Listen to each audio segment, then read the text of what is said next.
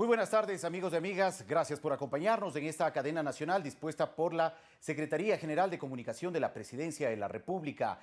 En los próximos minutos, las autoridades del Gobierno Nacional, también del ECU 911, ofrecerán su información sobre la emergencia sanitaria que enfrenta el país a través de una rueda de prensa virtual.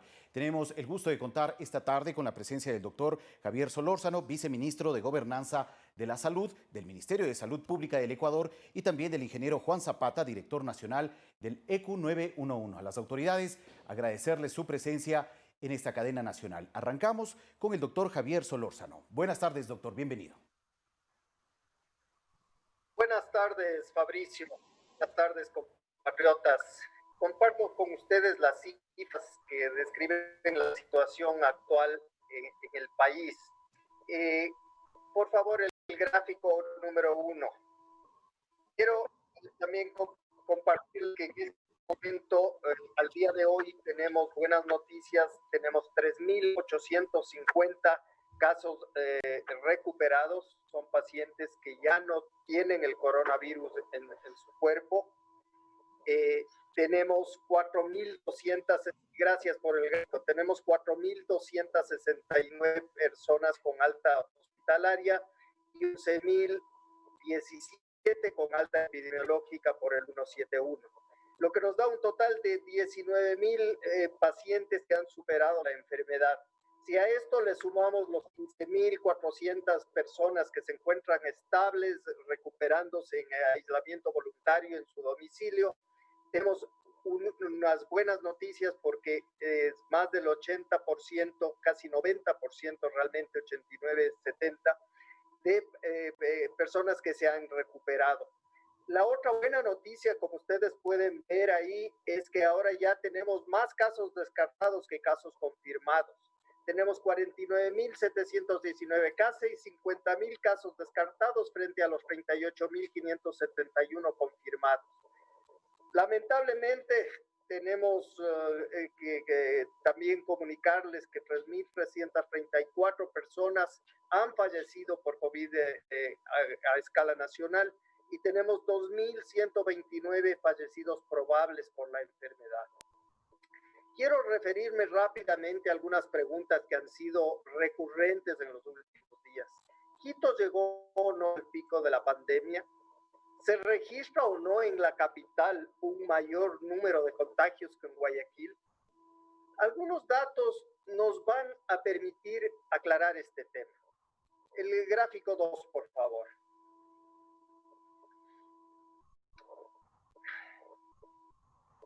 Muy bien, gracias.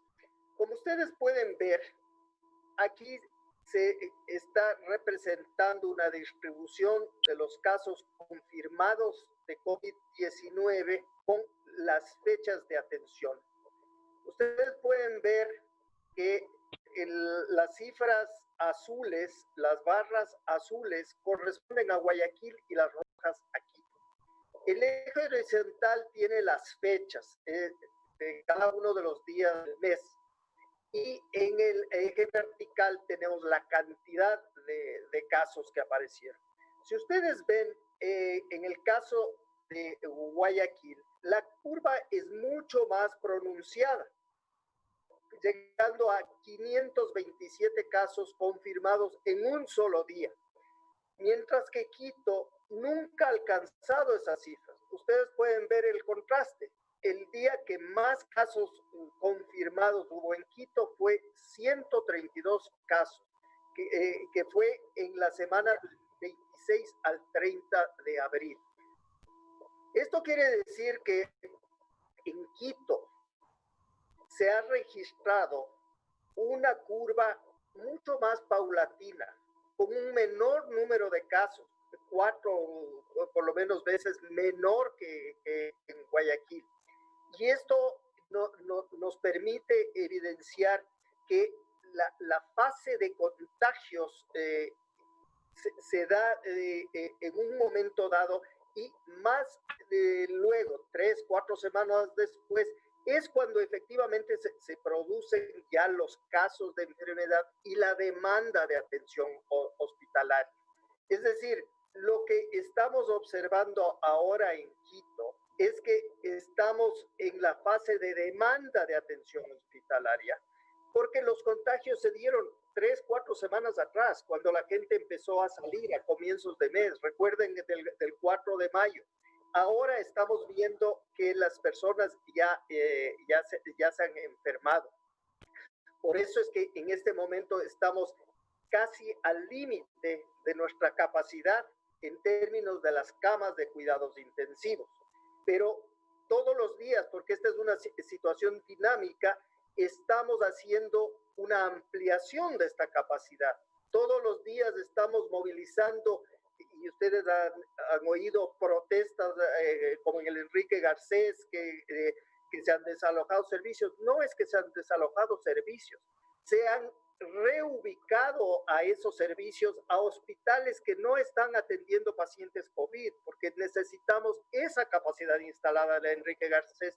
Obviamente hemos tenido dificultades, ha habido que hacer nuevas instalaciones eléctricas, todo eso lo estamos haciendo porque es lo correcto, porque es la forma responsable de planificar la atención de salud, porque esa es la forma de fortalecer la capacidad instalada hospitalaria que requiere nuestra población.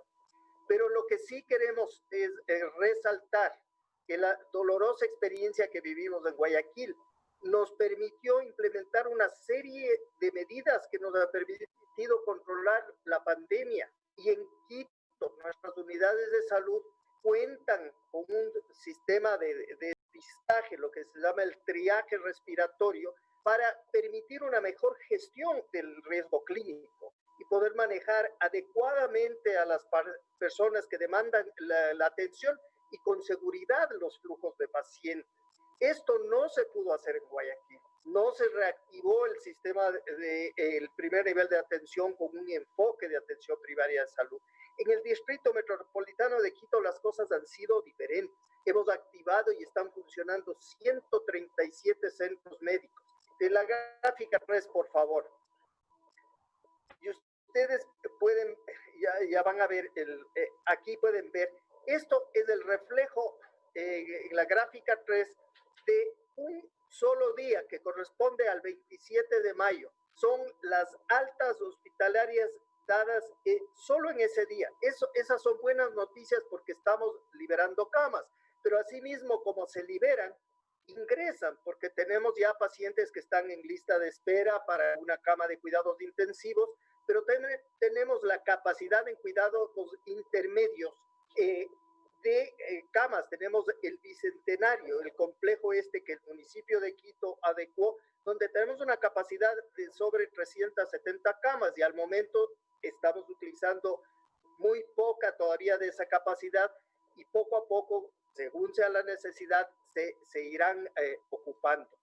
Todo esto nos demuestra que hemos tomado las decisiones correctas, que estamos haciendo lo que se debe hacer.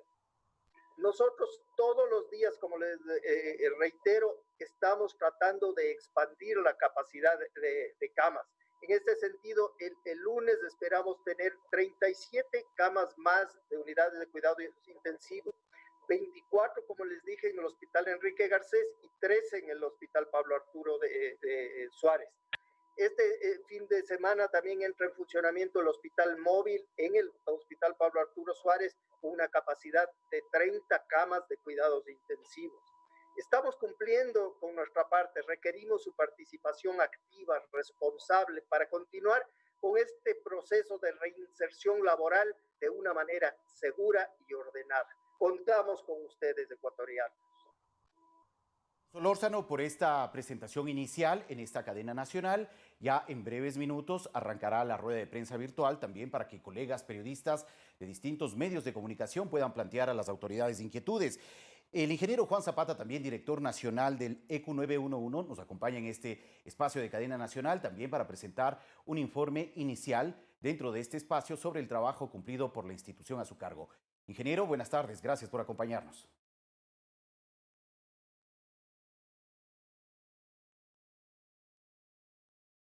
Perdón. Gracias, Fabricio. Un saludo a usted y a todo el país. Efectivamente, la productividad del ECU 911 desde el 12 de marzo que inició esta crisis hasta el día de hoy, 29 de mayo, nosotros hemos recibido a nivel nacional 2.679.808 llamadas. Esto ya comparando al mismo periodo del año anterior tenemos 37.000 llamadas menos, lo que significa que obviamente en esta crisis estamos recibiendo menos llamadas por atenciones hacia el 911. Esto nos desemboca en 933.045 emergencias, dentro de los cuales nosotros, si bien es cierto, tenemos un 14% todavía de crecimiento respecto al periodo del año anterior, no olvidemos que llegamos a tener inclusive a veces hasta el 50% de incremento.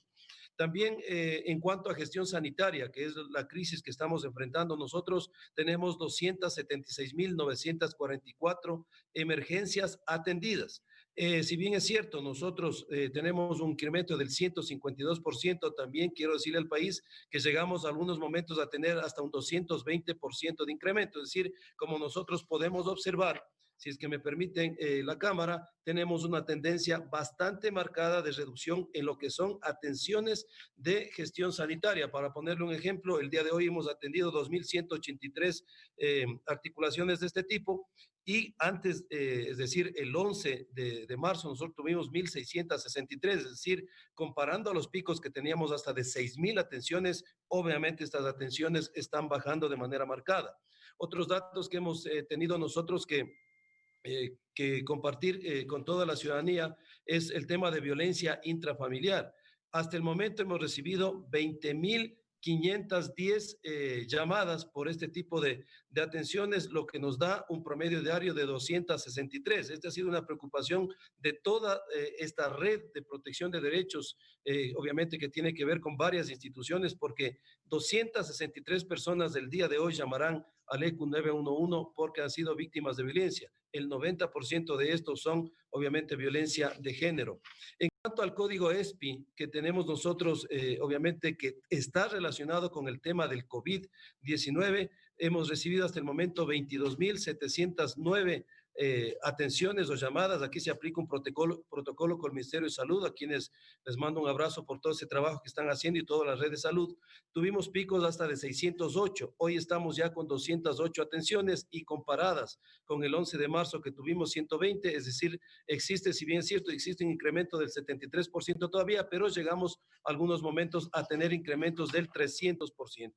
Y otra de las tareas que le dedicaron al ECU 911 es el tema de las incivilidades humanas, es decir, las conductas y la corresponsabilidad. Ya lo decía nuestro viceministro, aquí tenemos responsabilidad absolutamente todos. Hay municipios que ya van a ampliar, obviamente, o a cambiar el color de semáforo de rojo a amarillo, por lo tanto, la corresponsabilidad es fundamental. Hasta el momento hemos recibido nosotros 30.986 alertas por aglomeraciones, un promedio de 419. Las principales provincias que han incumplido esto son Guayas, Pichincha y Manabí. Y también tenemos por incumplimiento de toque de queda 88.600 alertas. Las provincias que más complicaciones han tenido en esto son Esmeraldas, Manabí, Guayas y Pichincha. En cuanto al tema de levantamiento de cadáveres, nosotros tenemos hasta el momento 18.005 llamadas. Hoy tuvimos 61 llamadas, pero también hay que entender que en los picos tuvimos 1.041 llamadas. Respecto al 12 de marzo, que tuvimos 44, es decir, también vemos que en esto hay una disminución bastante sostenida. Pero hay cosas que queremos decirlas al país siguiendo en esta línea de la corresponsabilidad. No puede ser posible que hayamos generado articulación de emergencias 37.388 por libadores. No puede ser posible que la policía, que hace un trabajo tan sacrificado en la primera línea de fuego, tenga que seguir atendiendo estas emergencias que si hubiese una corresponsabilidad ciudadana no podrían o no tendríamos que estarlas atendiendo. Es un promedio de 479. Esto nos genera dos complicaciones. Primero, que personas en estado de embriaguez hacen mal uso de la línea llamando a pedir una unidad para que les traslade a su casa, y también personas en estado de embriaguez se quedan dormidas en la vía pública, lo que genera obviamente que la ciudadanía se alarme, llama al 911 porque dice que son casos COVID. Nos toca generar una infraestructura de movilizar Policía Nacional, agentes de tránsito, a toda la red de salud, a ambulancias. Llegamos y nos damos cuenta que son personas en estado de embriaguez. Entonces hacemos ese llamado a la corresponsabilidad ciudadana porque estos casos no pueden darse. Y también otro dato y otra cifra que nos llamó muchísimo la atención es que hemos articulado 5.193 emergencias por fiestas en viviendas, fiestas donde existieron alcohol, inclusive drogas, menores de edad. No puede ser posible, 782 en Guayaquil, 731 en Esmeraldas, 427 en Quito, total a nivel nacional 5.193. No puede ser, insisto, que la Policía Nacional, que hace un trabajo muy complicado en toda la línea de fuego, tenga que estar atendiendo este tipo de situaciones que una restricción, en un aislamiento, en un distanciamiento, en donde obviamente las bares, discotecas no están en funcionamiento, obviamente no puede darse este tipo de situaciones que nos han complicado la situación de emergencia. Entonces, este nuevo llamado a la ciudadanía, las autoridades, el COE nacional, se están tomando decisiones técnicas, los GATS, hay una corresponsabilidad que tenemos, sobre todo en esta semana, muchos municipios empezarán ya a cambiar de colores de amarillo e inclusive a verde. Esto es lo que le quería plantear Fabricio a través de la operatividad del 911, agradeciendo obviamente a todos nuestros funcionarios a nivel nacional por su trabajo sacrificado y a las instituciones articuladas. De acuerdo, muchas gracias al ingeniero Juan Zapata, director nacional del ECU 911. Hay varias inquietudes por parte de colegas periodistas que serán atendidas a través de una rueda de prensa virtual que se transmitirá a través de la señal de Ecuador TV. Agradecemos a las autoridades por ofrecernos claridad y también información relacionada al trabajo cumplido por las instituciones frente a la emergencia sanitaria. Agradecemos también a todos ustedes por acompañarnos en esta cadena nacional dispuesta por la Secretaría General de Comunicación de la Presidencia de la República. Que tengan una buena tarde.